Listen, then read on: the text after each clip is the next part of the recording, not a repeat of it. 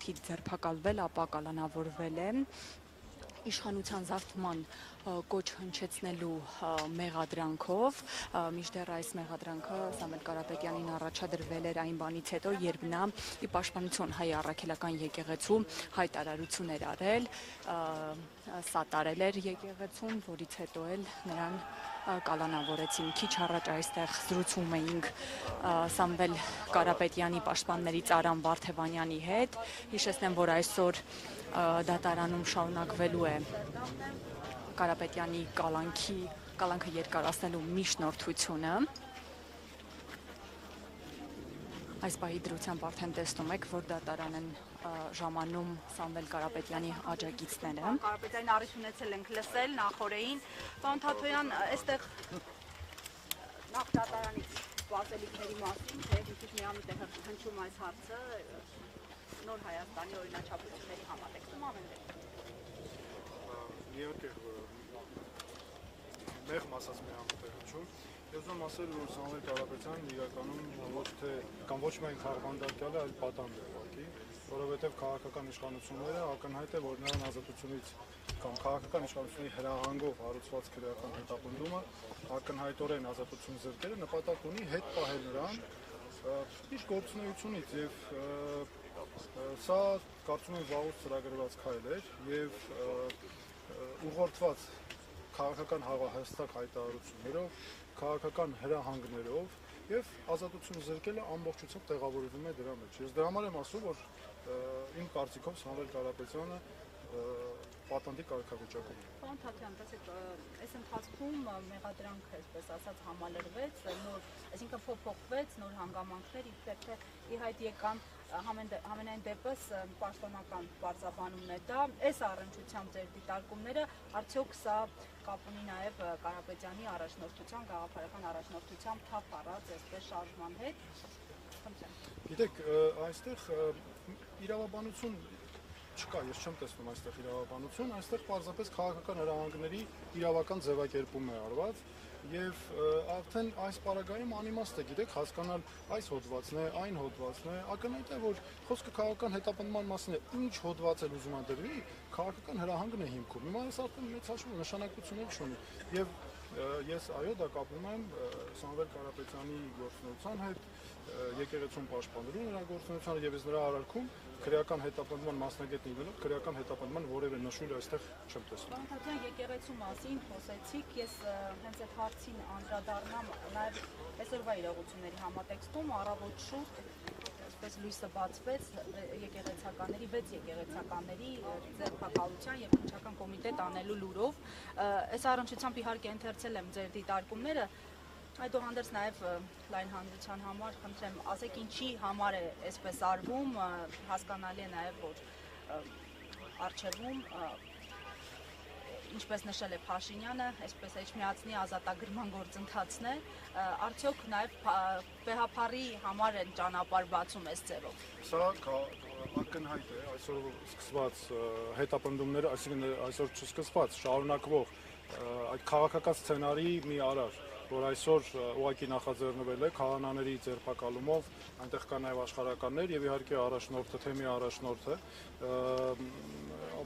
ակնհայտ է վարչապետի կարգավիճակ ունեցող Փաշինյանը իր վրա է վերցրել միաժամանակ դատարանի, դատախազի, քննիչի, օպերատիվ աշխատակցի լիազորություններ եւ դրա հենց այդ տրամաբանությամբ էլ գործում է քաղաքական հրահանգներով։ Սա գիտեք, ակնհայտ է, որ սա ես մի քանի անգամ շեշտել եմ, որ եկեղեցու նկատմամբ նրա գործունեությունը այլևս քրիստոնեության պաշտպանության հարց է եւ ինքը անընդհատ իրեն դիրքավորում է որպես հայոց եկեղեցու հետևորդ։ Չի կարող մի մարդ հայոց եկեղեցու հետևորդ քրիստոնյա լինել, եկեղեցու հետևորդ քրիստոնյա կոչվել, որ անընդհատ ատելություն է սերմանում, անընդհատ մարդկանց թշնամացնում է իրար, նրան քաղաքական թիմը նույն այդ կերպ է վարվում եւ տեսեք այսօր ինչ է կատարվում, ինչ է նշանակում այս հոդվածի նշանակ այդ հոդվածը ամբողջությամբ քաղաքական իշխանական քարոզչության արդյունք է, որ հստակ ծրագրված քայլերով եկան հասան ստեղ եւ արդյունքում էլ ինչ ենք տեսնում այդ քրեական օրենսգրքի հոդվածները, որոնք օգտագործվում են ռեպրեսիաների համար, դուք տեսեք ինչ քայլերով են անում, եկեղեցիները փակել են, խուզարկում են, այնտեղ մեր սրբավայրերն են, մենք ստի գնում ենք եկեղեցի, ձեռք չենք ուզում տան խորանին որովհետև դրանք սրբավայրեր են մեզ համար։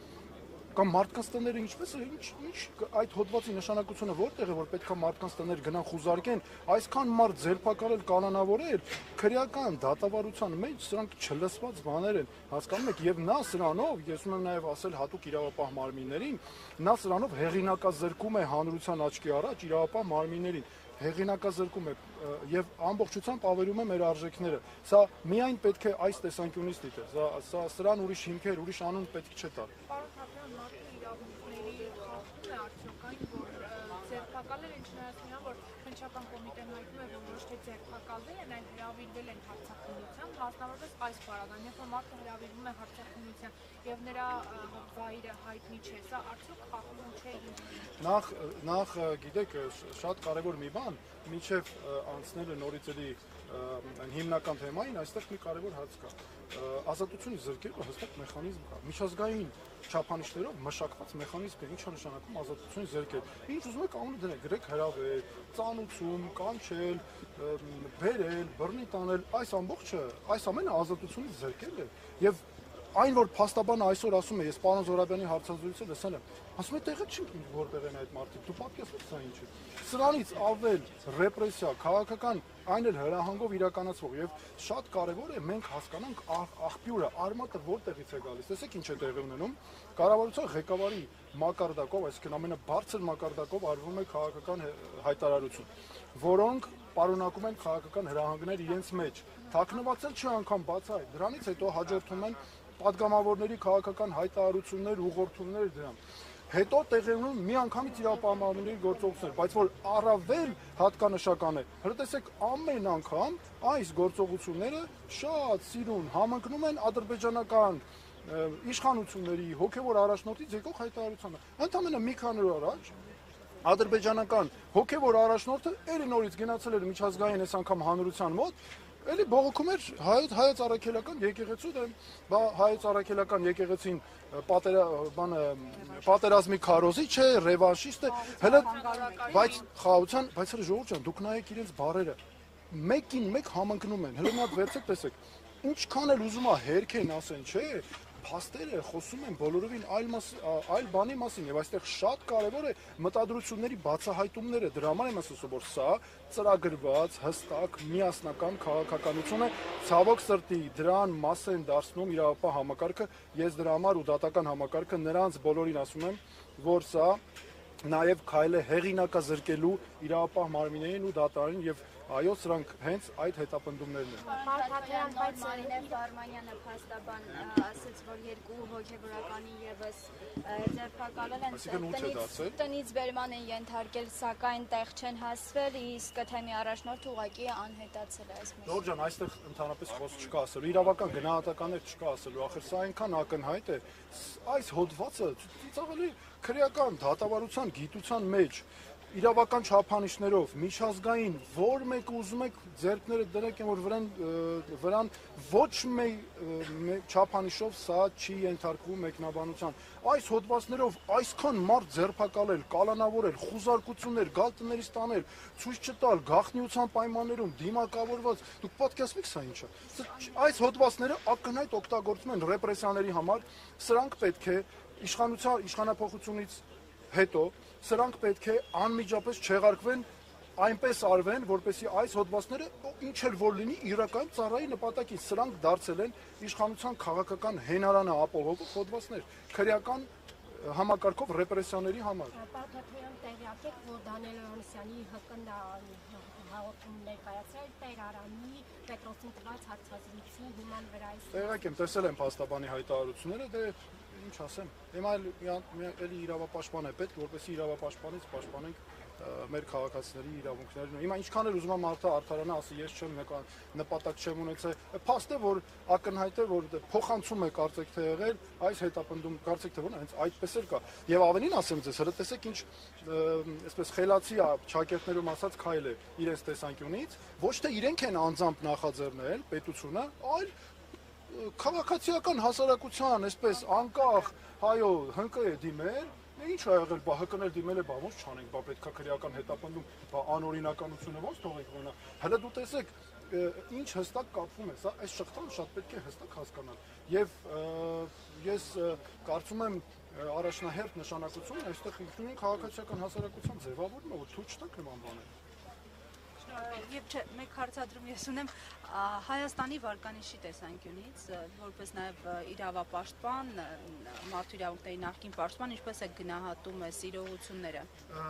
Սա այս ամենը Հայաստանի միջազգային վարկանիշին, սա ասում եմ որպես Հայաստանի քաղաքացի,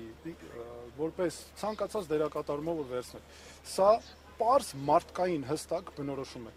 Սա Հայաստանի կամ իրավիճակ է, Հայաստանի միջազգային իմիջը լրջորեն վնասող հարց է սա։ Հələ դուք տեսեք նաև ինչ է կատարվում, հիշում եք այս ռեպրեսիաների ֆոնին, բառապաշարը բա օգտագործվող, ամբողջ միջազգային մամուլը ծաղրում է մեր բարձրաստիճան պաշտոնյաները, սկսած կառավարության ղեկավարից սկսած, ինչ բառապաշար է օգտագործում։ Այո, միջազգային իմիջը ժողովրդավարության համակարգը սա վնասում է։ Այս ռեպրեսիաները օրինակ են, թե ինչի է բերում անձնիշխանությունն ու կուսակցապետությունը, եւ սա ժողովրդավարական Հայաստանի իմիջին ուղիղ հարված է, շատ ուժեղ հարված է, դրա համար պետք է վերացնել այս անձնիշխանությունը, որ մեր մոտ լինեն ինստիտուտներ, որ ով էլ ինչ ուզում անի, չլինեն sense ռեպրեսիաներ, կախված է մարդու կամքից։ Այսօր արթնանում է քրիստոնյա, վաղը արթնանում է ուրիշ տրամադրությունով, որ դրանով չի կարող երկրի ղեկավարի գործողությունները պայմանավորված լինել։ Քաղաքական հայտ եք ներկայացրել, չեք վախենում ռեպրեսիաներից։ Այստեղ քաղաքական հայտի հարցեր ես չեմ, ես եկել եմ աջակցելու Սամվել Կարապետյանին։ Ես չէ, դուք ռեպրեսիաները գիտեք ինչ կա։ Եթե մենք չհելնենք, չպայքարենք այս ամեն ինչի դեմ բոլորով միասին, որպեսզի ձերբազատվենք այս ապօրինություններից, հետո դրանից հետո ինչ է։ Ակնհայտ է, որ այստեղ նման կատեգորիաներով խոսել անիմաստ է։ Հիմա ես ունեմ ասում, որ մենք եկել ենք այստեղ